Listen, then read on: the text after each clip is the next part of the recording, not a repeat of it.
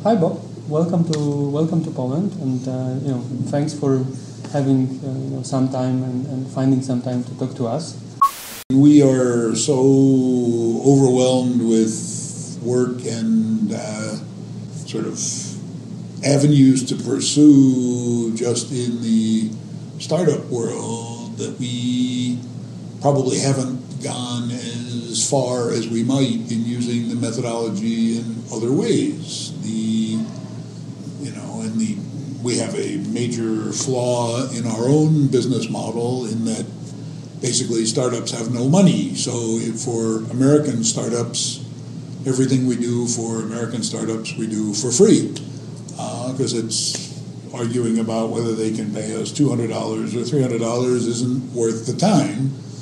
And so we have been pulled into adapting the methodology for innovation in major corporations. They pay, they pay us like they pay McKinsey, and for two old retired guys, that's sometimes enough to get us to go to work.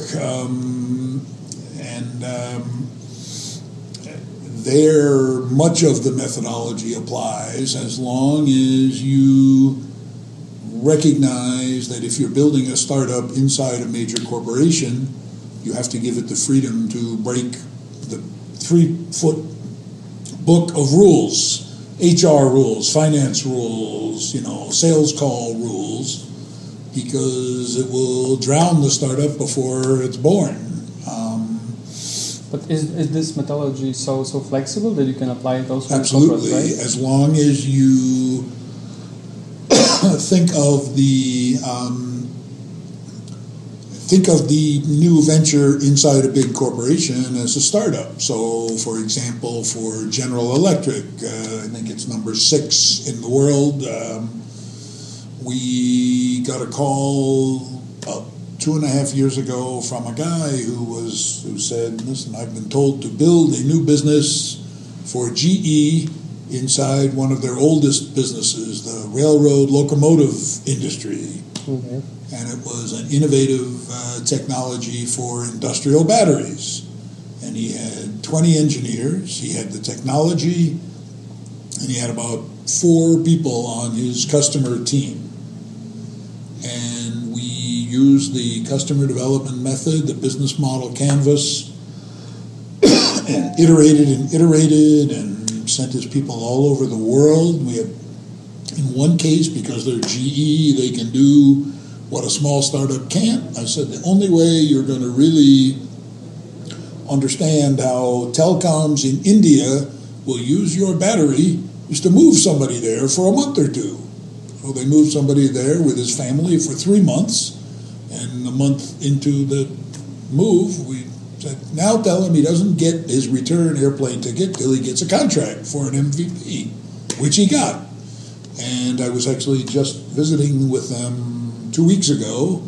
They're going to do $80 million in revenue this year, up from 0. They're going to do over $200 million next year.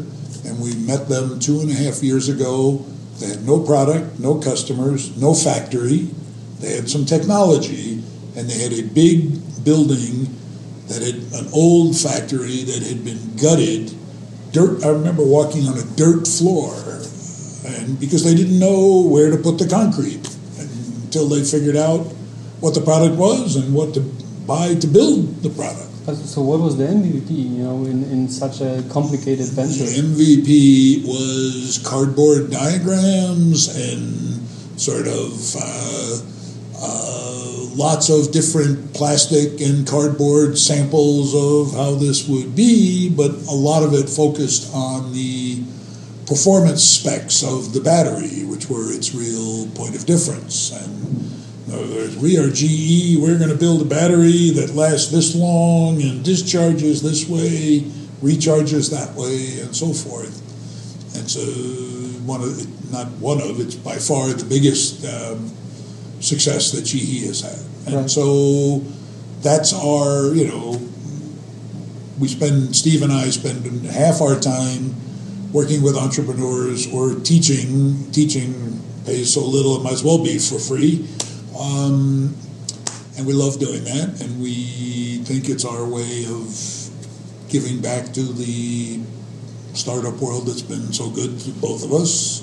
And then the other half, we do speeches or this kind of consulting work. And so we've got 6 or 7 sort of significant success stories in big corporations. But the third area where we've applied the methodology, which is to me the most fun, and I get a very generous fee from this client. I get 1 Diet Coke every hour for my work. So I drink gallons of it. And this is a $2 billion social venture fund called the Acumen Fund. The investors put in their money and expect 0 return. What they expect instead is to improve life in the third world. So they are building sustainable startups whose only goal is not to return a penny to an investor, it's to bring clean water to small towns in Africa on a sustaining basis where the people can pay a few pennies or whatever they can pay to get clean water out of a pipe instead of out of a well, or sewage plants that remove human waste from those cities. And so right now, I'm in a program coaching 6 startup teams through our Lean Launchpad process. One of them is building simple cell phone rechargers that use the heat from cooking stoves to generate the electricity. Another one distributes solar-powered lanterns to towns where there's no electricity whatsoever, so kids can work in the field or do their chores till dark and still do their homework for school so they can get ahead. These are just wonderful businesses with very passionate entrepreneurs who, some are doing it for profit, some are, supported by Acumen, some are doing it just to make the world a better place. And it's a wonderful program. And interestingly, the first thing we discovered in Africa is like, all right, our whole book is about get out of the building, talk to customers.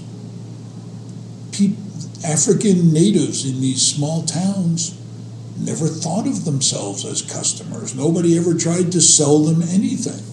So you have to change the nature of the conversation. But it's still, so it's talk to people who might like to get the sewage out of their home, But it changes the nature of the conversation, the nature of the learning you're trying to do. The next big area that we hope to work on, if we just need the time, is sort of the whole lean and customer development methodology is really focused around scalable startups that are usually tech in nature. But what about the young couple that wants to open a small restaurant or a pizza store or the best bicycle repair shop in town? Not everything applies, but a lot of it applies. And I've owned a few of those businesses and lost some money on some, made a lot of money on one. And the Kaufman Foundation, the Entrepreneurship Foundation, says, we'll give you all the researchers, all the help you need, because the world's small business people need this kind of thinking and this kind of help. And again, we have to simplify the methodology, remove the, lots of the pieces of testing for scale.